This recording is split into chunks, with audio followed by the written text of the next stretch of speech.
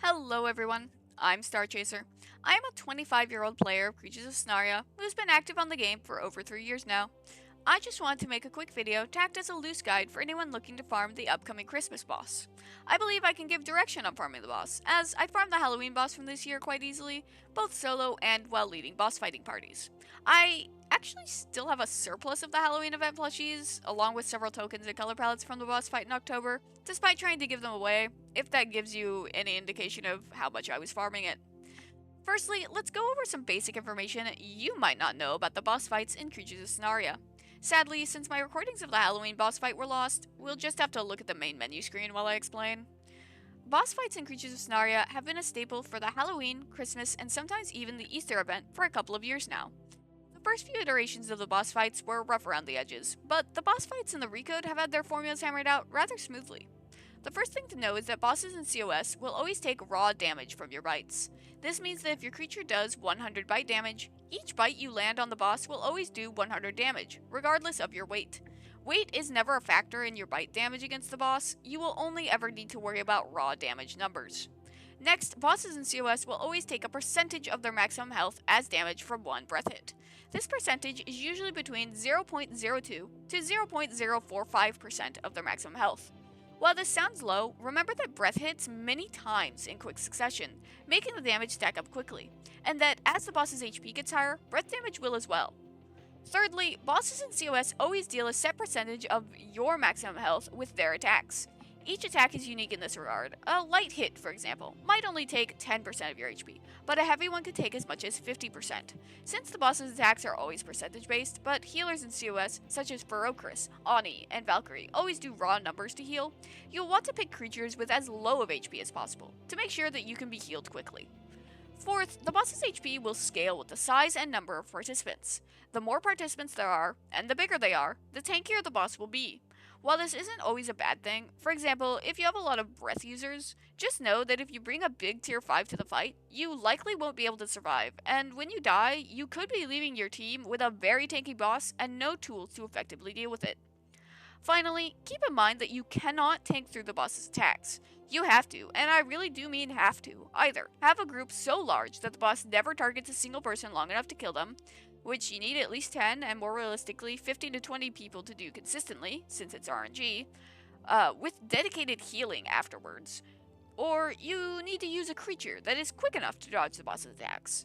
I prefer doing the latter, as it allows me to solo the boss when I need to.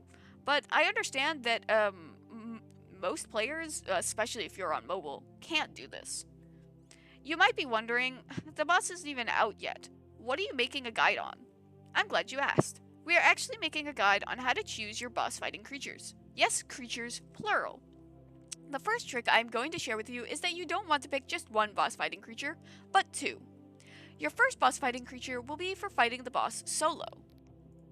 Now, keeping in mind that the boss's HP will be low when entering the fight solo, meaning that that breath damage will be very low, you want to pick a creature that is mobile and has high damage per second, or DPS for short. In this vein, we are going to pick a flyer that is tier 3 or lower for absolute mobility. That's not flyers. Now, we need to pick out a creature with high DPS. How do we find out a creature's DPS, you might ask? Great question. We can do so by looking on the right side of the screen here and clicking the advanced button. We'll use Ares for an example.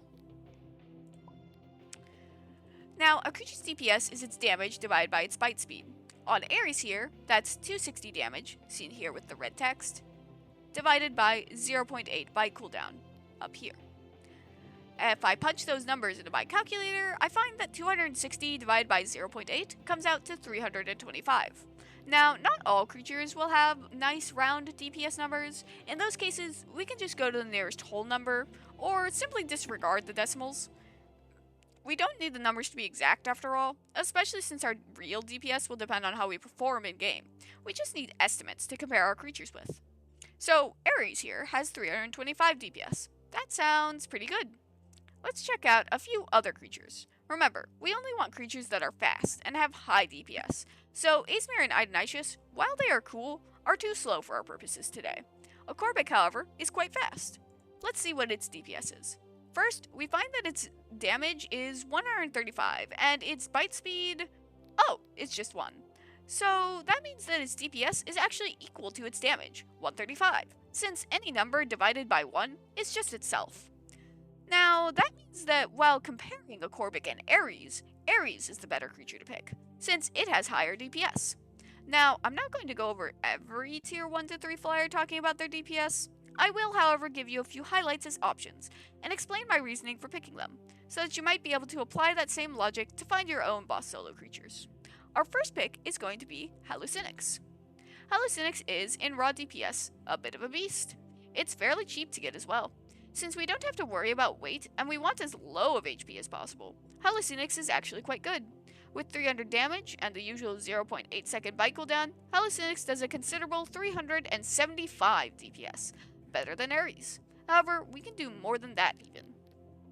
Our second pick is Valmora. Now, Valmora's slow bite speed may make you think that it's not worth your time. However, with its very high 445 damage, Valmora actually pulls ahead of Hallucinix in DPS, with about 404 damage per second. It also has low HP, making it easily healed if you were in a small group. Additionally, Valmora is a cheap creature, which is widely available. All of these factors make it a good pick to solo the boss with. However, make sure not to get caught out due to Valmora's slower flight speed. Thirdly, Noklaloon. Noklaloon is a boss solo master. It is what I use for soloing boss fights. Now, it is quite expensive, so I understand not everyone who sees this video may have it, but its DPS paired with its speed is unmatched for boss fighting. With 185 damage and a bite speed of just 0.4, it comes out with a whopping 462 damage per second. You can double this number if you want to go for the risky strategy of letting the boss get your health below 20% to activate the Berserk ability. Along with its speed, this makes Nokkla the best creature to solo the boss with in my own experience. Now, as a final note, these DPS numbers can also be increased by the use of plushies like Ice Wolf or Void, temporary status effects like Aggro Buff, Hunter's Curse, or Unbridled Rage, as well as the bite and damage traits. While weather effects such as Blood Moon, Acid Rain, and Heat Wave are blocked by the passive effect in the boss arena, any personal effects you apply to yourself, such as Hunter's Curse, Adrenaline, Unbridled Rage, or the Aggro Buff, should still affect you, allowing you to boost your damage. Do keep in mind that not all active abilities, however, are available during the boss fight. The best solo boss creature would be one that has bite and damage traits, with Ice Wolf or Void plushies equipped. Just make sure to keep in mind the speed drop from the Void plushies. You always want to be able to dodge the boss's attacks first and foremost. When you are soloing, there's no one there to heal you and no one there to take the boss's attention away from you. And keep in mind that these picks are for solo to groups of about 5. When I say soloing, you could be in a small group with your friends. Now, I hope that with these picks, I've covered the basics of what makes a good creature to solo the boss with. Remember, you want something fast that can dish out lots of damage quickly, to put down the boss as soon as possible. If you would like to select a unique pick for a creature, I recommend making a list of your choices and listing out their speed, DPS, and any damage boosting abilities they have, to compare them and pick out whichever one you feel like you could use best. For our second creature, we're going to be focusing on fighting the boss as a group. Remember that the boss's health increases with the number of participants, and that breath damage is a set percentage of the boss's maximum HP. This means that once the boss gets over around 60 to 70,000 HP, breath damage will always outdo bite damage, even for a completely decked out Nokkaloon. This tends to happen around 4 to 5 participants in the boss fight, though it depends on the size of those participants. Now, not all breaths are created equal, however. While farming the Halloween boss this year, I found inconsistencies with the amount of damage my breath attacks were doing.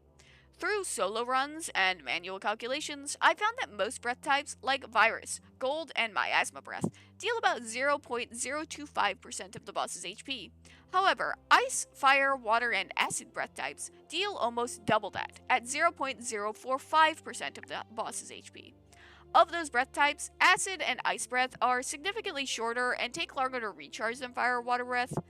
So this means that for fighting the boss in groups, you'll want to use a mobile flyer that's either got Fire or Water Breath. Now, another nuance to keep in mind is that while breath damage will be your main source of DPS, you will still want decent bite DPS for the boss's minions. For example, the tendrils from the Halloween boss fight, as well as for when your breath is recharging. With this in mind, let's look over our options for Water Breath first, as it is my personal preference, due to its faster recharge rate. We're going to search all creatures by breath, so that we get breath users only. Corsarlet, with its damage of 230 and a bite cooldown of 0.6, is my group boss fighter of choice. It is a solid DPS of 383, and its water breath make it very good for boss fighting. It's even able to solo the boss, albeit not as good as Nakla or Valmora. However, as a water artifact species, it can be hard to get a hold of. As such, alternate water breath users can be found in Exotide and Zodok, which are speedier and do less damage, but are far easier to obtain than Corsarlet. If you want to get a little silly with it, you could even choose Gobbly or Olatua as your boss fighter, which are both very fast. However, you won't be doing much damage with their bites. If you would prefer the longer breath duration of fire, I would recommend using either Galarin or Sachuri. Galarin is a little slower, and it's more expensive by far, but it does more bite damage, while Sach is faster and does a little less damage. Sadly, there are not many good boss fighters out there that can use Fire Breath, as most Fire Breath users tend to be slow and tanky, and as we went over before, that's just not going to work with the boss. Now, while I wouldn't recommend it, other flyers with breath, such as Ares, Uvius, Tundric, or Veldis, can all work for the boss fight if you would really prefer them. They will not do as much damage as the creatures I have listed above, however, and since the boss fights have a ranking system where the rewards you get are based on the damage you deal, you really want to go for creatures that do the most damage. Now, while keeping that in mind, there are some breaths you should really avoid. Cloud and Healing Breath are not useful in the boss fight. Cloud Breath does 0 damage to the boss, as does Healing Breath, and despite its name, Healing Breath is a self-healing breath. It doesn't heal other players. Also, Storm Breath doesn't do 0 damage, but it does near 0 damage. I would really avoid it if you can. For your group boss fighters, I would still recommend getting bite and damage traits if you can, but speed, HP regen, and stamina traits are also very good. As you can see here, my personal boss fighter, Corsarlet, actually has bite and speed traits. I'm planning on using Void plushies on it, using her speed trait to my advantage, to offset the Void's downside. And for now, that's about it. I just wanted to make this quick guide to offer my own guidance on how to pick out a creature for the upcoming boss fight in Creatures of Sonaria. Hopefully, this will help at least a few people. I'm currently on the fence about making a video when the boss releases, so if you'd like to see that, please let me know. I would also love to hear which creatures you're planning to bring to the boss fight. Feel free to comment them down below. Hopefully, I'll see you in the boss arena next week. Thanks for watching!